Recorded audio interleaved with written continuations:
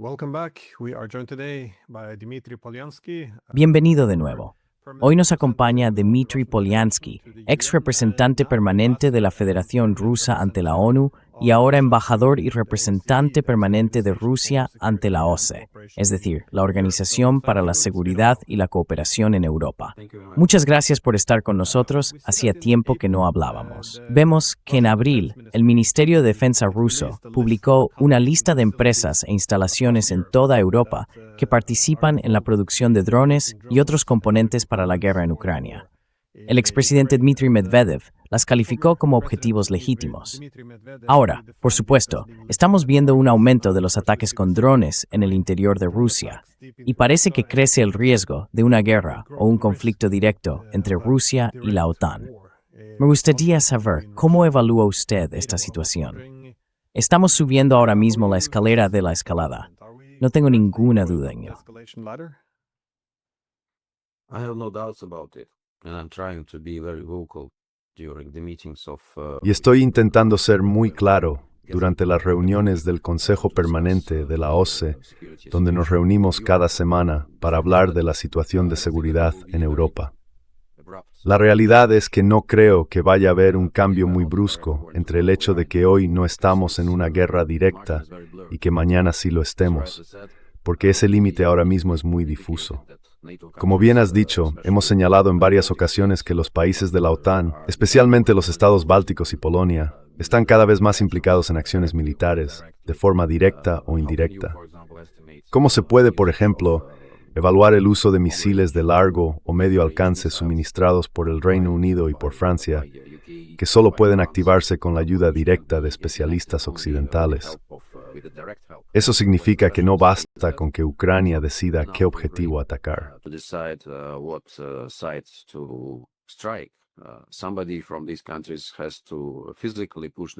Alguien de esos países tiene que pulsar físicamente el botón junto con ellos.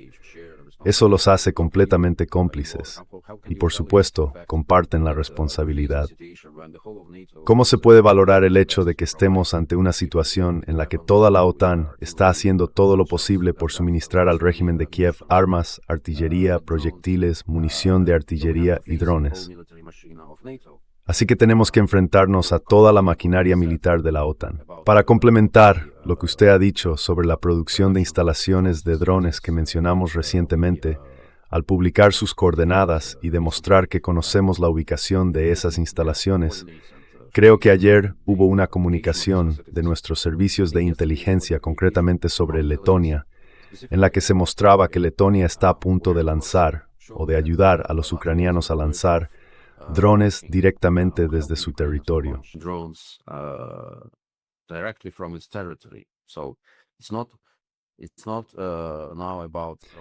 Así que no se trata ya de ofrecer espacio aéreo, algo que ya se demostró con los drones ucranianos que intentaron atacar el noroeste de Rusia. Ahora se trata de lanzar drones desde territorio letón hacia objetivos en Rusia. ¿En qué momento alguien dirá, sí, ahora estamos en guerra directa? ¿En qué momento los mandos militares tomarán la decisión que deben tomar de acuerdo con todos los protocolos y con los documentos rutinarios del ejército? No creo que sea un gran acontecimiento. Podría suceder de forma totalmente inesperada cuando la gente en Europa descubra que efectivamente estamos en una confrontación directa con la OTAN. Y no creo que en Rusia eso sorprenda a nadie, teniendo en cuenta las acciones que están llevando a cabo nuestros vecinos.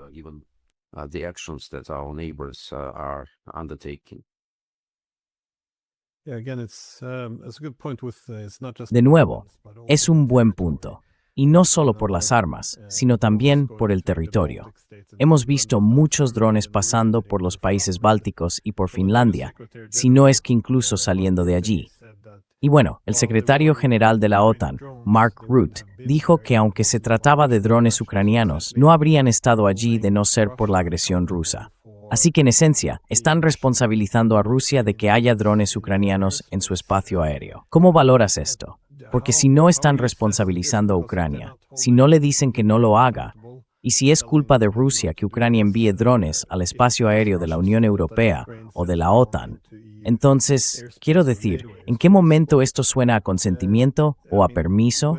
¿O crees que es más bien lenguaje diplomático? Or is this more diplomatic language, you think? Well, I think that the diplomatic language is Bueno, creo que el lenguaje diplomático está casi agotado en estas circunstancias. Y esa lógica tan pervertida que mencionas es en realidad una extensión de la percepción occidental de esta crisis, según la cual Ucrania no puede ser responsable de nada. Quieren empezar la historia en el año 2022. Afirman que nada de lo ocurrido antes de esa fecha existió. Así que intentan negar nuestros argumentos de que la guerra ya estaba en marcha allí desde 2014, que nosotros fuimos allí para detenerla cuando todos los medios se habían agotado, cuando esos acuerdos fueron saboteados. Acuerdos que ofrecían una muy buena oportunidad para que Ucrania recuperara su integridad territorial en lo que respecta al Donbass y se convirtiera en un país normal y amistoso hacia Rusia. A normal, friendly country towards Russia. All this was absolutely dashed, and now it comes. Todo esto se vino abajo por completo, y ahora estamos en una situación muy, diría yo, ¿cuál sería la palabra correcta en inglés? Una situación extraña. Nuestros embajadores, nuestros encargados de negocios, están siendo convocados a los ministerios de esos países, y allí les presentan protestas porque drones ucranianos han entrado en el territorio de esos estados. Esto ocurrió, por ejemplo, en Letonia. Y cuando mi colega allí preguntó, ¿y qué tenemos que ver nosotros con que drones ucranianos, enviados por el mando ucraniano, hayan entrado en el espacio aéreo letón y atacado un punto concreto en Letonia? Le respondieron exactamente lo mismo que acabas de decir, que eso no habría pasado si no fuera por la agresión rusa contra Ucrania. Esa es su lógica.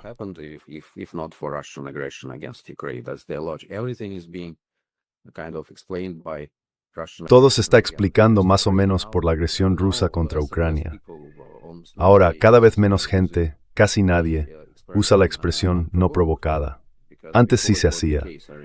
Recuerdo mi época en la ONU, cuando era casi un mantra, agresión rusa no provocada, y todo ese discurso.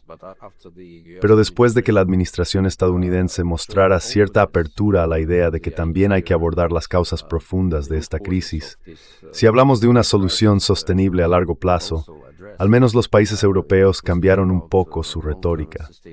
Ya no usan esa palabra, no provocada, porque es absurdo. Todo el mundo entiende que hubo acontecimientos antes de 2022 que nos llevaron a la situación en la que estamos hoy. Así que,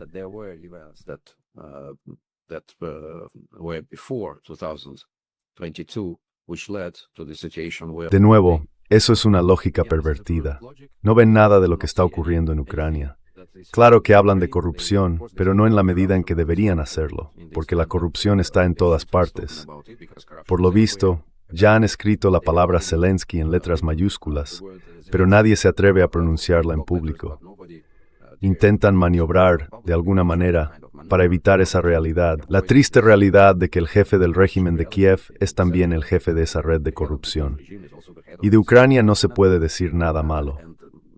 Ignoran el hecho de que Ucrania comete terribles abusos de los derechos humanos, del derecho a la libertad religiosa, de las libertades políticas, de los derechos de las minorías y así sucesivamente.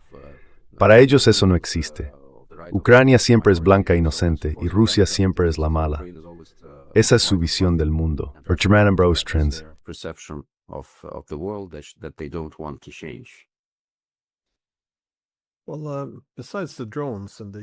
Bueno, además de los drones y del uso del territorio de la OTAN, también estamos viendo que surgen otros problemas en la región báltica. Bueno, en realidad, en el mar Báltico. Se habla de aumentar la presión sobre Kaliningrado, y el Reino Unido va a liderar ahora un bloque naval creado para hacer frente a Rusia. Y hay referencias constantes a lo que han llamado la flota en la sombra de Rusia. ¿Cómo lo ves? ¿Qué tan cerca estamos de que se crucen algunas líneas rojas aquí? Porque una vez más, muchas de estas cosas habrían sido impensables durante la Guerra Fría, pero ahora apenas ocupan titulares, y eso resulta un poco preocupante.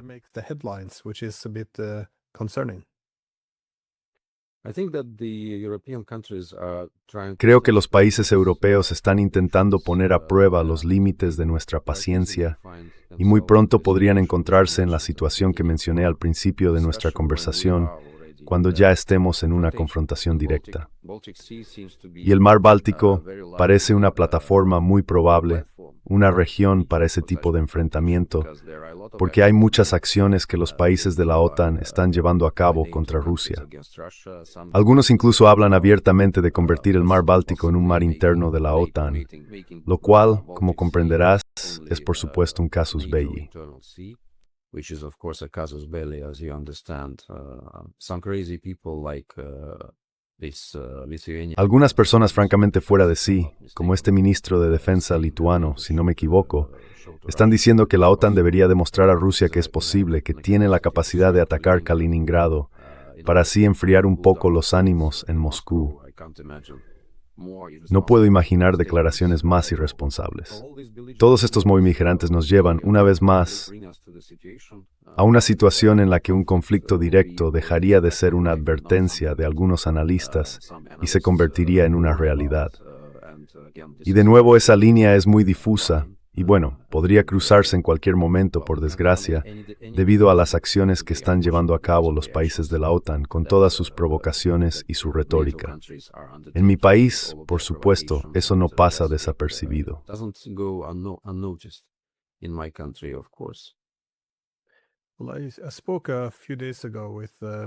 Hace unos días hablé en este mismo programa con Sergei Karaganov, que como sabes, ha tenido bastante influencia en el cambio de la doctrina nuclear rusa y, por supuesto, ha asesorado a todos, desde Gorbachev hasta Yeltsin y Putin. Él decía que en el pasado defendía la idea de restablecer la capacidad de disuasión de Rusia atacando a Europa y que entonces formaba parte de una pequeña minoría. Ahora sostiene que la situación ha cambiado y que representa a una amplia mayoría. ¿Tienes la sensación de que está cambiando el clima en cuanto a cómo debería Rusia tratar a los europeos en este asunto?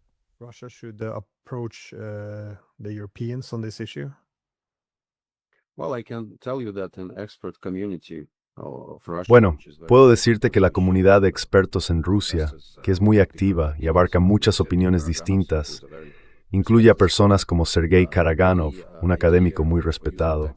La idea de usar armas nucleares tácticas ya no es un tabú, diría yo, y mucha gente comparte esas ideas. Eso se nota, pero aún no proviene de los círculos que toman decisiones sobre ciertos asuntos. Y ahí está la gran diferencia entre la comunidad de expertos y los círculos de decisión.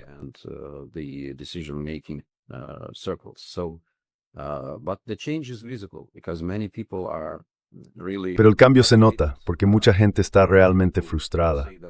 Muchos dicen que ya están librando una guerra directa contra Rusia, que ya están matando a soldados rusos, que ya están participando en ataques contra infraestructuras civiles rusas. Entonces, ¿a qué estamos esperando? Esa pregunta está ahí y cada vez se oye con más fuerza. Por eso, una vez más, es una de las razones por las que hoy no descartaría ningún escenario.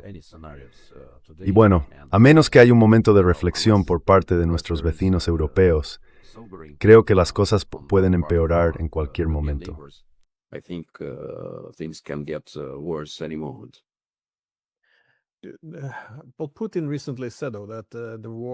Putin dijo hace poco que la guerra probablemente llegará a su fin, o algo por el estilo. Y eso plantea una pregunta. ¿Ves alguna vía hacia una solución política o un acuerdo? ¿Hay margen para un compromiso o no se está hablando de eso en absoluto ahora mismo? ¿Cómo sería posible resolver este asunto a estas alturas? Porque escucho a menudo los eslóganes que vienen de los países de la OTAN, como «La guerra terminará cuando Rusia se retire». Pero, de nuevo, los países de la OTAN han dicho más o menos abiertamente que cuando Rusia se retire, la OTAN entrará. Así que eso lo complica. Y aún así, no tenemos ningún debate más allá de eso. Me pregunto si más allá de los titulares de los medios, ¿tienes alguna señal de que tus colegas del lado europeo estén dispuestos a buscar algún tipo de compromiso que tenga en cuenta las preocupaciones de seguridad de ambas partes? O si en realidad no se está moviendo nada en ese sentido.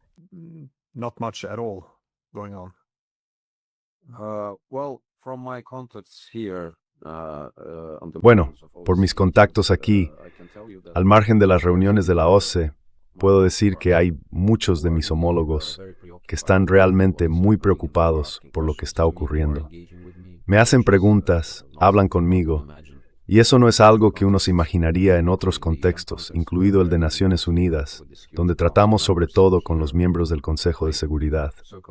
El círculo de personas con las que puedo hablar en los pasillos es mucho más amplio, pero al mismo tiempo hay varios países que excluyen por completo cualquier cambio en los esfuerzos comunes hacia Rusia, en la posición común hacia Rusia. Y si puedo usar esta expresión, están manteniendo a sus colegas como rehenes. No quieren permitir ningún margen de maniobra en los esfuerzos colectivos hacia Rusia.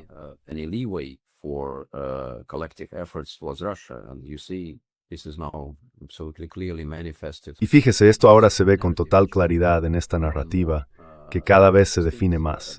La idea de iniciar negociaciones con Rusia y designar a una persona que pueda hablar en nombre de todos. El problema es que la Unión Europea, ese organismo que se creó para el beneficio económico de todo el continente, está ahora, en gran medida, me refiero a los altos funcionarios de la Unión Europea, tomando las decisiones. Y de alguna manera, mantienen a todos dentro del redil como pastores, vigilando cada intento de salirse de ese redil y actuar con una mentalidad más abierta. Así que la gente tiene miedo, realmente miedo de las posibles represalias de la Comisión Europea, de recibir señales poco amistosas hacia una u otra capital que sea demasiado cercana a Rusia, demasiado abierta hacia Rusia.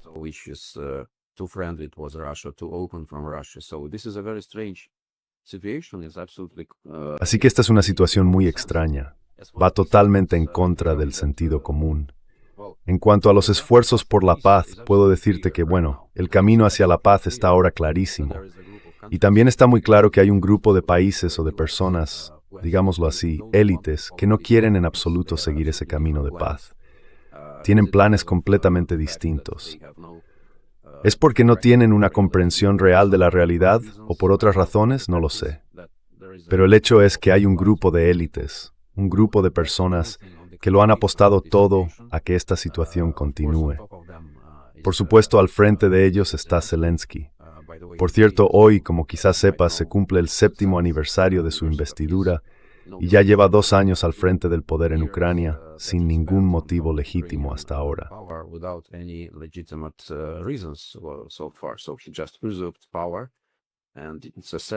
Así que simplemente usurpó el poder, y es un día triste para los ucranianos, que ahora están privados de la posibilidad de elegir a otra persona. Este individuo y sus secuaces, por supuesto, no están interesados en ningún cambio, porque entienden que el fin de la guerra significaría el fin de su poder. Y el fin de la guerra implicaría que tendrían que rendir cuentas por lo que le hicieron a su país. No quieren ese cambio. Quieren que su país luche hasta el final, aunque eso signifique que todos sean sacrificados en Ucrania. Hay otros en Europa que respaldan a esta élite ucraniana corrupta y que también tienen, supongo, ciertos motivos para mantenerla en lo más alto y para que la situación en torno a los escándalos de corrupción se mantenga a un nivel muy, muy bajo de tensión. Y estos grupos juntos están haciendo todo lo posible por convencer a todo el mundo de esta visión muy retorcida, diría yo, de pensamiento ilusorio, que todo va bien para Ucrania en el campo de batalla, que todo va mal para Rusia, que borde de perder todas sus ventajas estratégicas.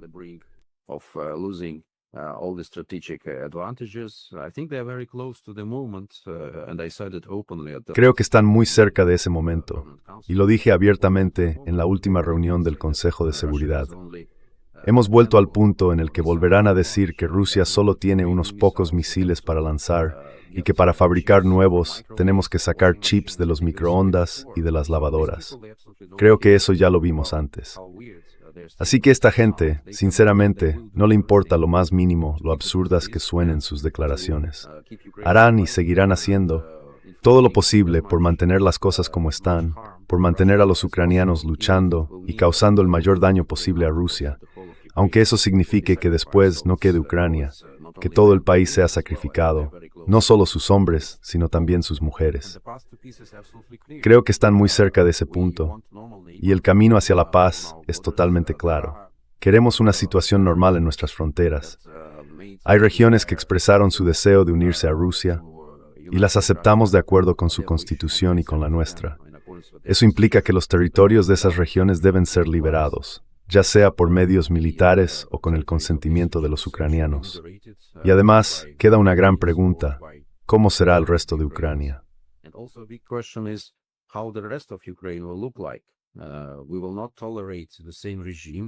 No vamos a tolerar el mismo régimen en el resto de Ucrania, un régimen que claramente no cumple con su deber de respetar los derechos de los hablantes de ruso. Ucrania es el único país del mundo que ha prohibido oficialmente el idioma ruso, de hecho, cualquier idioma, y lo hace en total contradicción con lo que establece su propia constitución. Pisotea su constitución. Así que queremos un vecino normal. Queremos un país normal en nuestras fronteras, que no suponga una amenaza para Rusia. Queremos el país con el que firmamos un tratado de buena vecindad en el momento en que Rusia y Ucrania surgieron como estados independientes.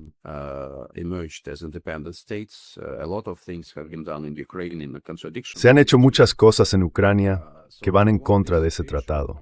Así que queremos que esta situación se resuelva para asegurarnos de que no vuelvan a surgir problemas para nosotros desde el territorio ucraniano. Es así de simple. Esa parte está clara, todo el mundo lo entiende. Pero hay quienes prefieren ignorar esta triste realidad. O se da este escenario, o tendremos que seguir luchando por todos los medios posibles, con las consecuencias negativas previsibles para Ucrania como país, y también con un riesgo cada vez mayor de un enfrentamiento militar directo entre Rusia y la OTAN, con todas las consecuencias que eso tendría para el continente europeo. Es así de sencillo.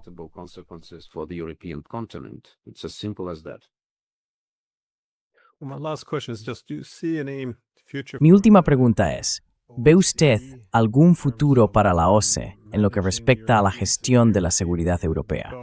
Porque una vez más, durante toda la Guerra Fría, intentamos encontrar una forma de superar esa política de bloques.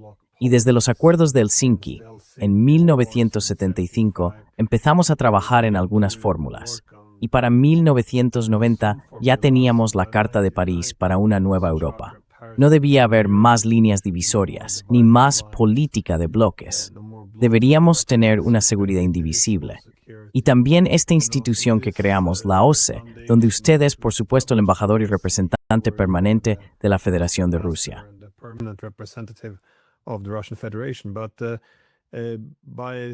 Pero a mediados de los 90, quedó claro que aquella arquitectura de seguridad europea, esencialmente inclusiva, en la que buscábamos la seguridad unos con otros, en lugar de la seguridad unos contra otros, fue abandonada en favor de la expansión de la OTAN. Ahora, sin embargo, vemos que se habla cada vez más de una posible fragmentación de la OTAN. Estados Unidos ya no tiene el mismo nivel de compromiso. Simplemente se está adaptando a una nueva distribución del poder a nivel internacional. ¿Cree usted que con estos cambios existen oportunidades para recuperar la idea de una arquitectura de seguridad inclusiva, en la que no nos centremos solo en disuadirnos mutuamente con el mayor número posible de armas, sino que volvamos a perseguir aquel objetivo que durante tantos años fue compartido?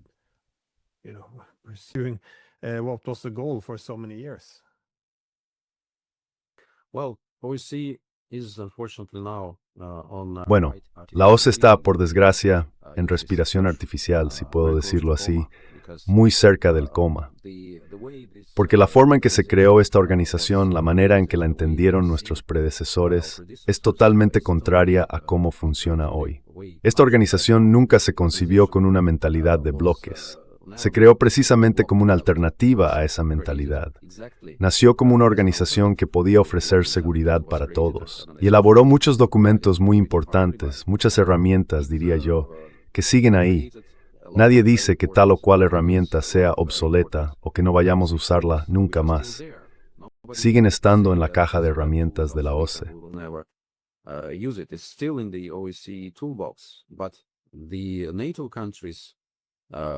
Pero los países de la OTAN, en lugar de aprovechar esta oportunidad y construir una arquitectura de seguridad para todos, una seguridad indivisible que incluyera a Rusia y a los demás, eligieron otro camino.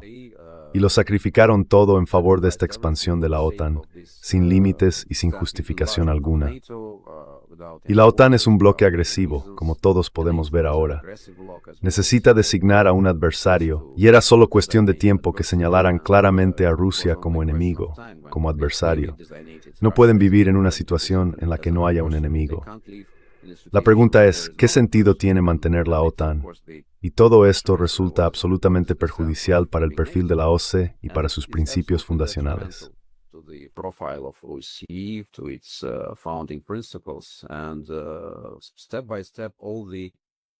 Y paso a paso, todos los tratados, todos los acuerdos, todas las medidas de transparencia y de fomento de la confianza quedaron socavados por el comportamiento de los países de la OTAN. La OSCE ofrece una imagen muy triste, porque en lugar de debatir esos conceptos de seguridad común, en lugar de abordar los desafíos compartidos que podríamos afrontar de forma eficaz uniendo fuerzas, esta plataforma está monopolizada por los países de la OTAN, que intentan usarla como un instrumento en una guerra híbrida contra Rusia. Todo gira en torno a Ucrania. Todo está contaminado por esa percepción equivocada de lo que ocurrió en Ucrania y de por qué ocurrió. No quieren escuchar nada.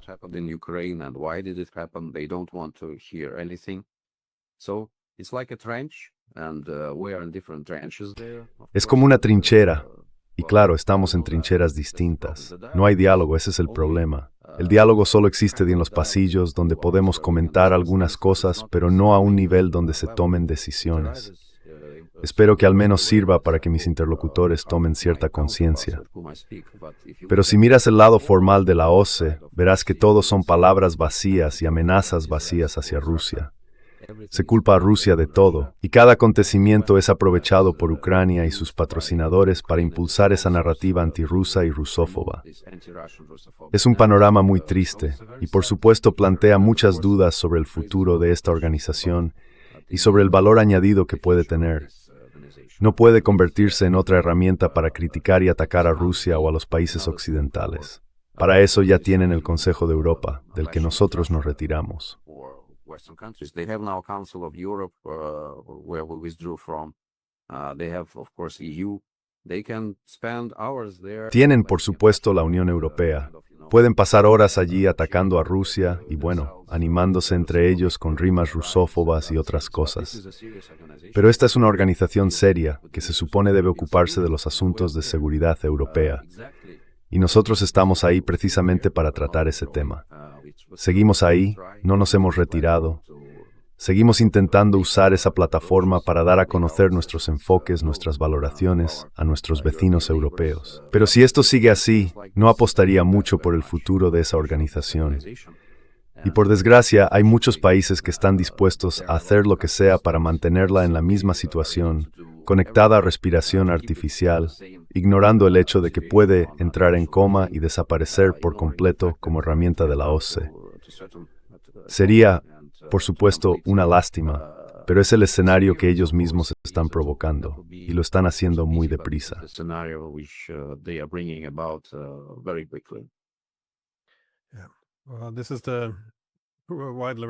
Esto se reconoce ampliamente como el problema de volver a la política de bloques. Es decir, el sistema de alianzas depende de un conflicto continuo. De hecho, cuando llega la paz, los sistemas de alianzas tienden a desintegrarse. Por eso, en los años 90, ese fue el gran debate dentro de la OTAN, o actuar fuera de su área o quedarse sin razón de ser. Había que encontrar una nueva misión para mantener unidas las estructuras de poder. En fin, ya le he quitado bastante tiempo, así que solo quiero darle las gracias de nuevo, embajador, por su tiempo. Gracias, de nada.